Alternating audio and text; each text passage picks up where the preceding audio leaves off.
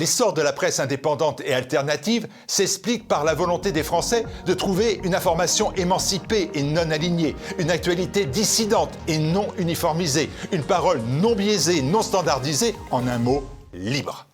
En 2023, avec ses 3 émissions quotidiennes ou davantage, TVL a consolidé son statut de première chaîne alternative de France en abordant des sujets traités nulle part ailleurs, en accueillant des invités entendus nulle part ailleurs et en offrant des analyses interdites partout ailleurs.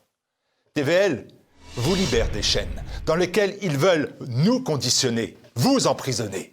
En 2023, TVL a poursuivi son plan de rigueur par des économies drastiques. Ce travail, cet investissement, cette liberté éditoriale ne peuvent aboutir durablement sans votre soutien individuel. Je lance un appel à votre générosité. Faites ce geste pour que TV Liberté vous libère de vos chaînes.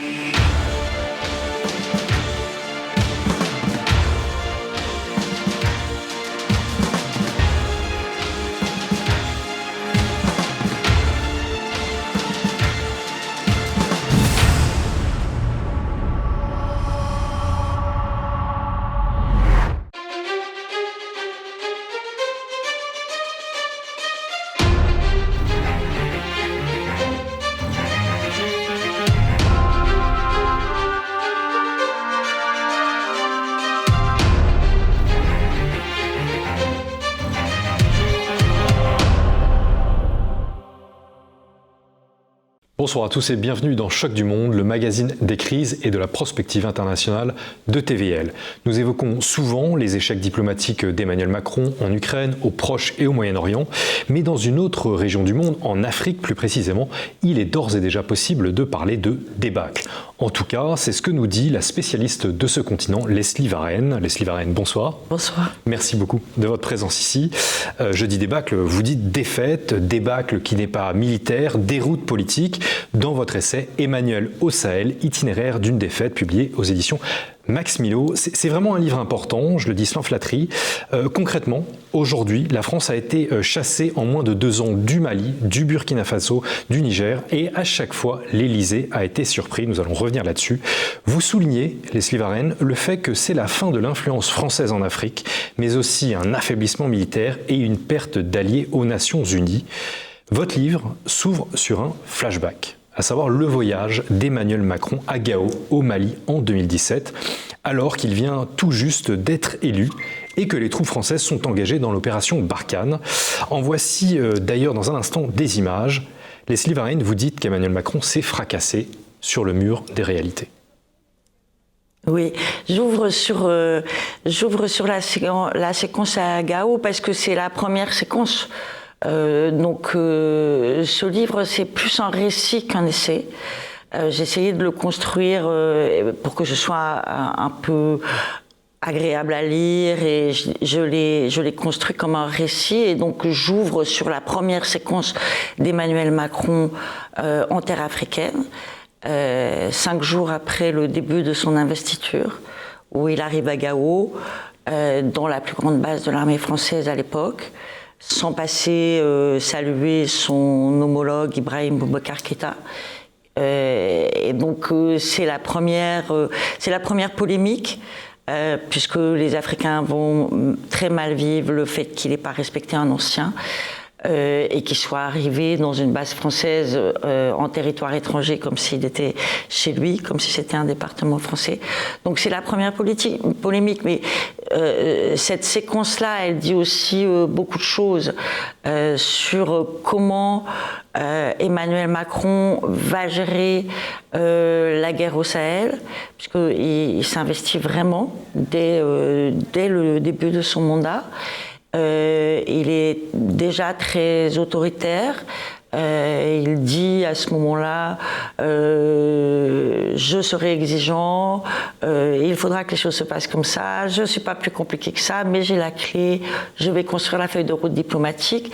Donc il donne un peu le ton de ce qui sera ses postures en terre africaine et qui va beaucoup nuire à la France parce que ces pays-là, les Sahéliens, étaient plus près à avoir, le monde a changé, à avoir une France qui s'affiche de manière autoritaire, qui s'ingère dans la politique intérieure, et c'est tout ce qui va conduire. Après, il y a énormément de choses que je raconte tout au long du livre, mais c'est tout ce qui va conduire à cette défaite. Donc le ver était d'argent dans le fruit, vous dénoncez les mauvaises manières, il est venu en 6 heures chrono, vous décrivez, il a constamment dit, même je crois à son homologue, plus tard on n'a pas le temps, ce genre de choses qui évidemment sont très mal passées. Oui, alors, c'est mal passé dans les opinions publiques. Je pense qu'à l'époque, même si Emmanuel Macron était maladroit, mais les chefs d'État sahéliens étaient plutôt bienveillants parce que c'était tous des gens âgés qui se disaient bon, c'est un président jeune, il va peut-être vouloir transformer les choses. Donc Ibrahim Boubacar Keïta a été plutôt sympathique avec lui après cette séquence-là et il a parlé sur RFI en disant que Emmanuel Macron était très courtois, que il était très content qu'il soit venu à Gao, etc. Et je pense que, et j'en ai eu des précisions d'ailleurs par des proches de ces chefs d'État, les chefs d'État étaient vraiment prêts à jouer le jeu avec lui.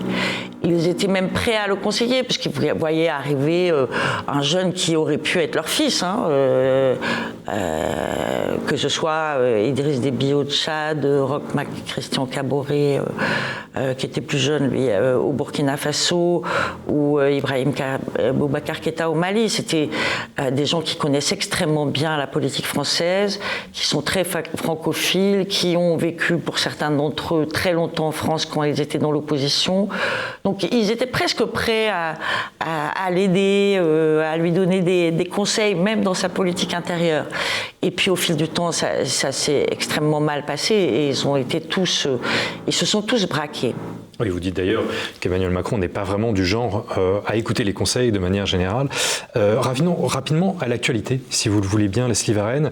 L'une des dernières informations, c'est que les États-Unis se sont aussi fait chasser du Niger. Alors je vous propose de faire un point sur cette actualité pour que tout soit clair. À leur tour, les GIs américains perdent une position stratégique en Afrique. Après avoir chassé les soldats français fin 2023, les autorités nigériennes ont dénoncé en mars l'accord de coopération militaire en vigueur avec les États-Unis. Les drones Reaper américains ne pourront donc plus survoler le Sahel. En 2022, environ 2/3 des Nigériens étaient opposés à la présence de troupes étrangères selon un sondage Afrobaromètre. Après le Mali et le Burkina Faso, le Niger était le 3e pays du Sahel à connaître un coup d'État et à rompre ses partenariats avec des pays occidentaux. Les autorités ont dénoncé l'inefficacité des troupes occidentales dans la lutte anti-djihadiste. Un renvoi qui intervient après que des responsables de Washington ont exprimé leurs préoccupations concernant les relations potentielles du Niger avec la Russie et l'Iran. La Russie et même l'Iran, la Chine aussi, on a l'impression de toujours en revenir à cet axe du mal.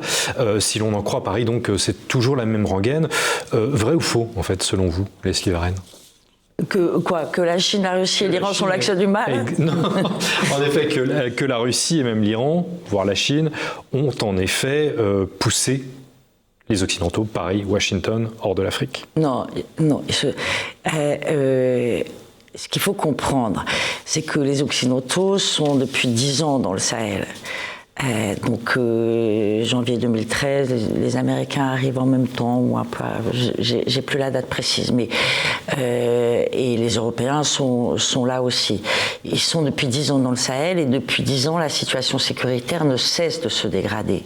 Donc, c'est ce qui a été mal vécu. Vous imaginez bien que si, avec l'aide des Occidentaux, le nombre de djihadistes avait diminué, si les populations avaient pu vivre en sécurité, s'il n'y avait pas eu de problème, je pense que les Occidentaux seraient restés. Le départ des Occidentaux est dû à leur incapacité à ramener la paix et la sécurité sur ces territoires. Ça, c'est la première des choses. Ensuite, on est dans un monde de compétition. Alors évidemment, il y en a un qui part, il y en a un autre qui revient, mais il y en a un autre qui arrive, puisqu'ils ont besoin quand même d'aide militaire. Ils ont besoin, non pas qu'il y ait des armées étrangères pour combattre avec eux, mais ils ont besoin de matériel militaire. Donc ils ont aussi besoin d'avoir une coopération avec d'autres États, ce qui est absolument normal. La Russie leur propose de leur vendre du matériel, ils l'acceptent. Les Turcs leur vendent énormément de matériel, notamment des drones qui ont été un véritable game changer dans cette guerre au Sahel. Donc c'est un peu normal qu'ils réagissent comme ça. Concernant les Américains, ils ont fait eux aussi une erreur parce que même plusieurs. D'une part, ils n'ont pas aidé à ramener la paix. Et ensuite, quand ils sont venus discuter avec la junte nigérienne au mois de mars dernier, ils sont venus discuter sur des postulats anciens, c'est-à-dire on vient discuter avec vous, mais il ne faut pas que vous travailliez avec la Russie, mais il ne faut pas que vous vendiez de l'uranium à l'Iran, et puis le général Langlais, le patron de l'Africom, a sorti son tableau, et puis on va vous expliquer quelle est la situation chez vous, et puis ce que vous devez faire. Et ça, c'est des discours qui ne passent plus du tout. Donc, des leçons de morale que les Africains désormais refusent. Le Niger est plus prêt à recevoir des leçons. Je veux dire, à la limite, si vous aviez réussi à pacifier le territoire, ils auraient pu accepter des leçons, mais c'est pas le cas. Donc ils leur ont, le général Modi leur a demandé de remballer leur tableau, et je pense que c'est une des raisons, pas la seule, mais c'est une des raisons pour laquelle les Nigériens ont demandé aux Américains de partir. Alors il y a aussi d'autres raisons, hein. Peut-être les conditions, les Américains étaient sur place, mais ils ne disaient pas trop ce qu'ils faisaient. Les Nigériens n'avaient aucun regard sur ce que regardaient les Américains avec leurs satellites, leurs drones, etc. Donc il y a eu quelques frictions à cause de... voilà, et qui ont fait que les Nigériens ont demandé le départ des Américains. Bon, moi j'attends de voir, hein. Pour l'instant il y a une feuille de route, les Nigériens ont vraiment demandé ce départ, je crois que la feuille de route est sur 4 mois. Je ne sais pas si les Américains vont accepter de laisser une des plus grandes bases de drones en Afrique à Agadez de cette manière-là. Ils avaient une base de la CIA à Dirkou aussi dans le nord du Niger. Est-ce qu'ils vont partir? Ça, je ne sais pas. On va attendre de voir, mais je pense que les Nigériens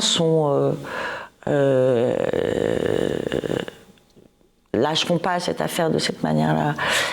Quoique, une chose quand même qu'il faut noter, c'est que les Américains, malgré ça, ont accepté de partir et ont accepté de continuer les coopérations et ont accepté de continuer à donner de l'aide au développement, etc. Donc ils ne quittent pas tout à fait le Niger, ils gardent une coopération avec le Niger, ce que la France n'a pas fait. Et ce qui serait bien d'ailleurs qu'on essaye de normaliser un peu les choses avec le Niger, sur les visas, sur l'école française, sur le centre culturel. Ce serait bien qu'on essaye de normaliser un peu les choses avec le Niger aujourd'hui. Les portes ont en effet été à claquer assez vite, semble-t-il, du côté français. Vous évoquez donc la concurrence. Sergueï Lavrov, le ministre russe des Affaires étrangères, a débuté hier une tournée africaine. Il s'est rendu en Guinée, au Congo. Il est en ce moment au Burkina, si ce n'est au Tchad. C'est sa prochaine destination. Sentez-vous cette présence, cette offensive diplomatique de la part de la Russie reçoit-elle un accueil qui vous étonne? De la part des pays africains? Oui. Non, les pays africains ont tout intérêt à diversifier leurs partenaires. Ça leur a permis aussi de desserrer les taux français. Donc non, je trouve ce n'est pas étonnant. Et puis la Russie, si vous voulez, la Russie ne se pose pas en donneur de leçons. On va voir comment ça va durer, etc. Mais elle ne se pose pas en donneur de leçons. Donc et tous les États aujourd'hui ont le droit d'avoir tous les partenaires qu'ils veulent et d'accepter tout. En revanche, de la part de la Russie, venir dans ces États-là, c'est très intéressant, parce que je pense qu'il y a une petite provocation à aller au Tchad, à aller en Guinée, et c'est peut-être une réponse du berger à la bergère sur les positions d'Emmanuel Macron en Ukraine. Donc ils sont assez offensifs sur les pays, actuellement sur les pays de l'ancien précaré français. D'autant plus que le ministre des Affaires étrangères guinéen a critiqué ouvertement hier les propos d'Emmanuel Macron sur l'envoi de troupes en Ukraine. Mais bon, nous n'allons pas épiloguer là-dessus. C'est quand même intéressant, hein, parce que lors du coup d'État en Guinée, c'était le professeur, c'était le président Alpha Condé, qui était président et qui a été déchu par le nouveau Mamadou Doumbouya. Et une des raisons de ce coup d'État était le fait que les Russes et les Chinois étaient très très présents, et les Turcs étaient très très présents en Guinée, sous Alpha Condé. Donc de voir Lavrov en Guinée aujourd'hui, j'ai un petit sourire. Vous avez évoqué donc l'échec occidental au Sahel, qui était évidemment l'une des raisons pour laquelle les Sahéliens ont demandé le départ donc des troupes occidentales. Pour remettre les choses en place, dans votre essai, vous évoquez la responsabilité de la France dans ce chaos sahélien, notamment par l'intervention de Sarkozy en Libye, qui donc, rappelons-le, a renversé Kadhafi en mars-avril 2011. Pour vous, était-ce vraiment le point de départ? La responsabilité incombe-t-elle à ce point à la France?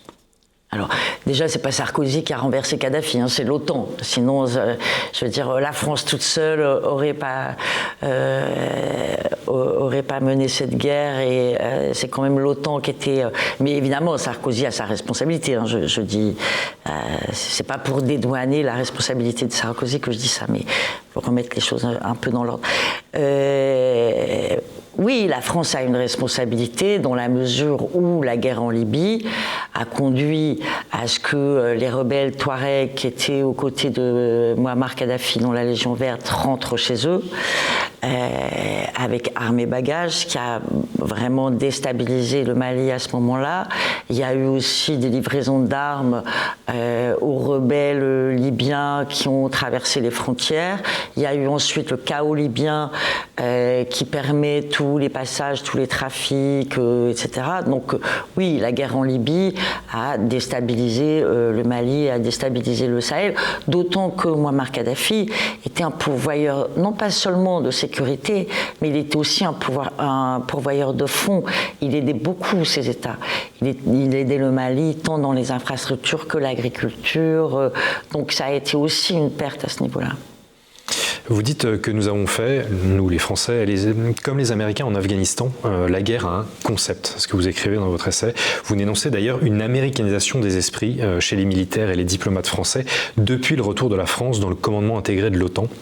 Vous décrivez une technocratie macroniste ensuite, une incompréhension des enjeux ethniques sahéliens. Y a-t-il une perte de la connaissance française vis-à-vis de l'Afrique aussi radicale? Oui. Oui, il y a eu une perte. Alors la perte, elle ne date pas d'Emmanuel Macron, hein. Elle a commencé bien avant, mais la perte de la fine connaissance qu'avait la France des pays africains a disparu. Alors, comment ça s'est passé, c'est au fil du temps. Mais je pense que beaucoup je pense à beaucoup d'experts qui n'ont pas été écoutés, qui ont été placardisés, une perte aussi, une grande perte au Quai d'Orsay. Donc un Quai d'Orsay qui s'affaiblit de jour en jour, qui a de moins en moins d'ambition, qui est de moins en moins écouté. Donc oui, on a énormément perdu de connaissances, et il y a encore en France des gens qui connaissent, mais ces gens-là ne sont pas entendus et ne sont pas écoutés. Au Quai d'Orsay, et cela remonte, semble-t-il, jusqu'à l'Élysée. Oui, alors il y a toujours eu entre le Quai d'Orsay, sur l'Afrique, entre le Quai d'Orsay et l'Élysée, il y a toujours eu une petite compétition entre la cellule Afrique de l'Élysée et le Quai d'Orsay. Mais ce qu'on a vu pendant ces 7 dernières années, c'est un Quai d'Orsay absent sur ces questions-là, et tous les dossiers étaient traités par l'Élysée. Et pourquoi, quel est l'impact de cette centralisation sur le rapport vers l'Élysée, sur les relations entre l'Afrique et la France? En quoi est-ce à ce point vicieux? Parce que je pense que pendant ces 7 dernières années, on a pris des décisions en partant de postulats faux, parce qu'on ne connaissait pas, parce qu'on n'avait pas une expertise fine. Donc vous ne pouvez pas prendre de bonnes décisions en partant de postulats faux. Ça a été ça la grande question, parce qu'on a eu toujours des réponses technocratiques à des problèmes politiques. En février 2023, Emmanuel Macron a plaidé pour, je cite, une nouvelle ère pour défendre les intérêts français en Afrique. Je cite encore, une autre voie qui ne veut pas voir en l'Afrique un terrain de rente et avec le désir de ne pas imposer de valeur. Était-ce, donc c'était en février 2023, était-ce ce qu'il fallait dire aussi aux Africains, ou était-ce déjà trop tard? Non, mais je veux dire, dans la situation dans laquelle on est, on peut plus se payer de mots. Donc, ça veut dire ça, mais c'est les actes qui comptent. Et vous voyez bien, par exemple, on n'a toujours pas d'ambassadeur au Niger. On a une situation complètement encore bloquée au Niger parce qu'il y a eu un coup d'État. Et puis on reçoit Oligui Nguema, le putschiste gabonais à l'Élysée avant-hier. Donc c'est les actes qui vont compter. Je crois que les mots, les Africains les écoutent plus. Donc 8 coups d'État, rappelons-le, Mali bien sûr en 2020, Burkina Faso en 2021, Niger en 2023 bien sûr, sont les 3 plus flagrants, mais bien vous avez évoqué aussi la Guinée, le Tchad. La France n'a rien vu venir, dit-on. À qui la faute? Était-ce la DGSE comme l'a sous-entendu, d'ailleurs un peu plus, l'Élysée? Je ne suis pas dans les coulisses pour savoir. Je pense que si on ne voit rien venir, c'est qu'on a perdu cette expertise fine et qu'on n'entend plus ce qu'on nous dit, on ne voit plus ce qui se passe. Donc, il y a probablement eu des problèmes internes à la DGSE, mais la DGSE voit des choses. Est-ce qu'ils sont écoutés? Au Niger, la DGSE a vu arriver le coup d'État. Est-ce qu'ils ont été écoutés? Est-ce que les bonnes décisions ont été prises? C'est ça la question. Parce que, bon, au Mali, ils n'ont rien vu venir, c'est vrai. Au Burkina Faso, c'est moins sûr. En Guinée, c'est moins sûr. Au Niger, ils l'ont vu arriver.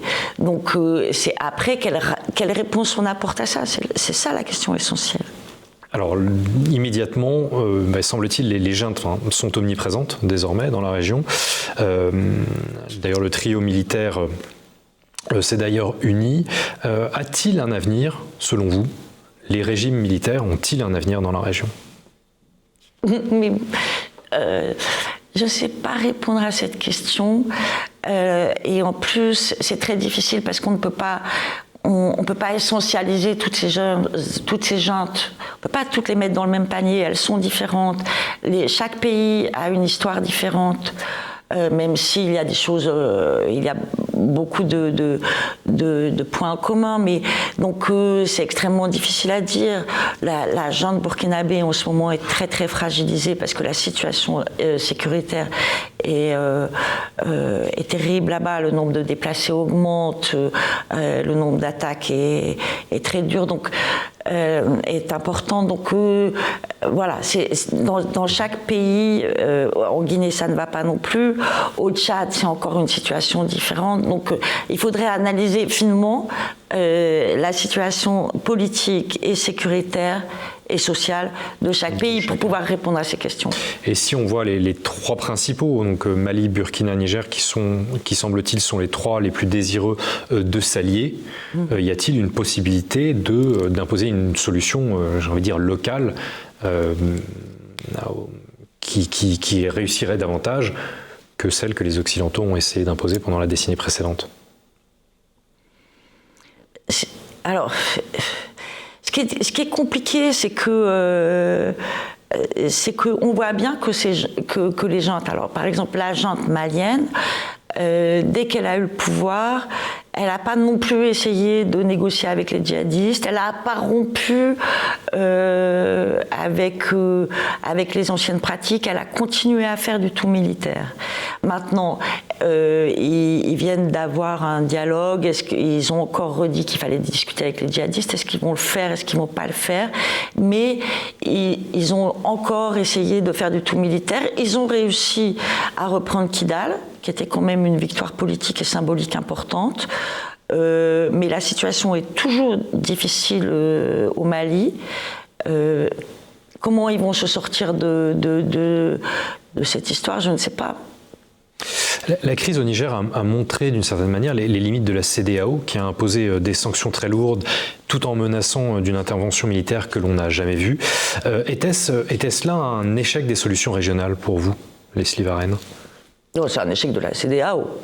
C'est pas un échec des solutions régionales, mais la CEDEAO n'a proposé aucune solution régionale. La CEDEAO n'a toujours proposé que des sanctions.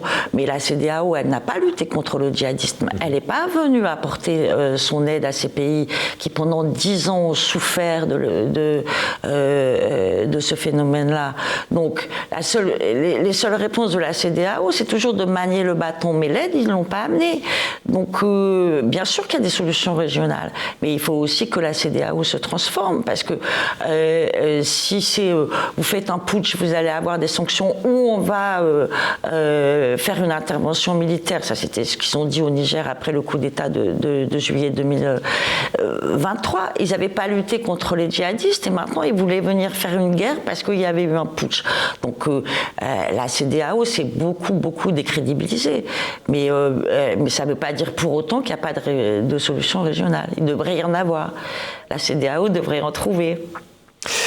Vous dites, encore une fois, dans votre essai, que la fin de l'influence française en Afrique, c'est la fin de la puissance française. D'autant plus tragique que l'Afrique compte aujourd'hui, et de plus en plus, diplomatiquement. Vous évoquez le scénario d'une baisse d'influence française, notamment à l'ONU. Alors je vous pose la question, Leslie Varenne, notre place à l'ONU, du fait de notre recul en Afrique, est-elle encore plus menacée ? Et oui, mais du temps il y a quelques années encore, disons, du temps du précaré qui est fini, il y avait 14 pays africains venaient apporter leur voix à la voix de la France sur chaque vote de l'ONU. Donc maintenant, ce temps-là est révolu, c'est fini. Et il ne reviendra plus. Et heureusement. Et il ne reviendra plus. Non, il ne reviendra plus. Heureusement, je veux dire 60 ans après les indépendances, que les États votent comme ils ont envie de voter, ça me paraît plutôt sain. Mais donc ce temps-là est fini. Mais, et c'est ce que je dis dans le livre, simplement ça aurait pu se passer autrement, de façon à ce que la France n'ait pas cette si mauvaise image en Afrique et qu'on aurait pu faire des partenariats, on aurait pu être... on est vraiment parti, la France est vraiment partie de la pire des manières. Et c'est ce qui va nous faire perdre notre influence, y compris au sein des Nations Unies, parce que la France était très active sur l'Afrique aux Nations Unies. Elle était le porte-plume de 80% des résolutions du continent. Aujourd'hui, elle n'a plus, la possibilité de le faire, parce qu'au nom de quoi elle le ferait. Donc, c'est tout un engrenage qui fait que, oui, la France perd de sa puissance en perdant ces pays-là. Tout un engrenage. Je vais encore vous citer Leslie Varenne. Vous dites que vous écrivez que la défaite politique de la France illustre la méthode Macron. Vous évoquez principalement le Niger, mais votre propos peut s'appliquer à l'ensemble de la région. Donc la méthode Macron, pour vous, c'est décider seul quoi qu'il en coûte, contre l'histoire, contre vents et marées, contre les évidences, puis jeter l'éponge et faire comme si rien ne s'était passé. Donc en fait, c'est le grand paradoxe macronien. C'est d'un côté un président qui se prétend hyperactif, mais que vous décrivez comme absolument ballotté par les événements. Ah oui, il a toujours été en réaction, jamais dans l'action. Pendant ces 7 années, il a toujours été en réaction aux événements, jamais dans l'action. Mais on ne peut pas être dans l'action quand on n'a pas de vision politique. C'est très difficile. Donc, à chaque événement, il essayait de réagir, de prendre une posture, de trouver une réponse technocratique. Il donne l'impression de tout comprendre.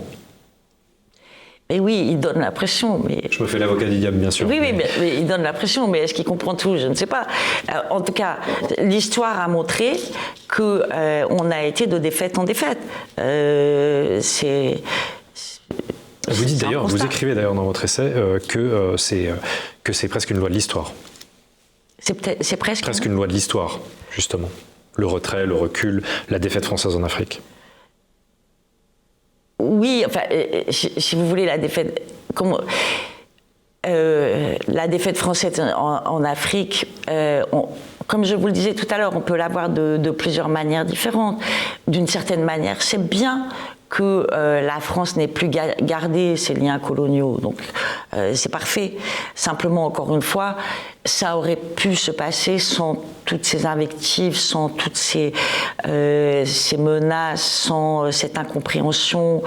Et ça aurait pu se passer tellement mieux. Vous concluez en disant que c'est aussi le reflet d'un nouvel ordre du monde, ce retrait de la France. Donc, quel type d'ordre du monde? Est-ce l'ordre multipolaire, comme disent les Russes et les Chinois, un monde polycentrique, dans lequel, évidemment, l'Afrique ne voudrait plus recevoir de leçons et serait plus autonome? Alors, est-ce que on est dans un monde multipolaire? Ça, c'est tous les grands géopolitologues parlent de ça. Moi, pour l'instant, je ne le vois pas. Ce que je vois, c'est plutôt un monde monopolaire et avec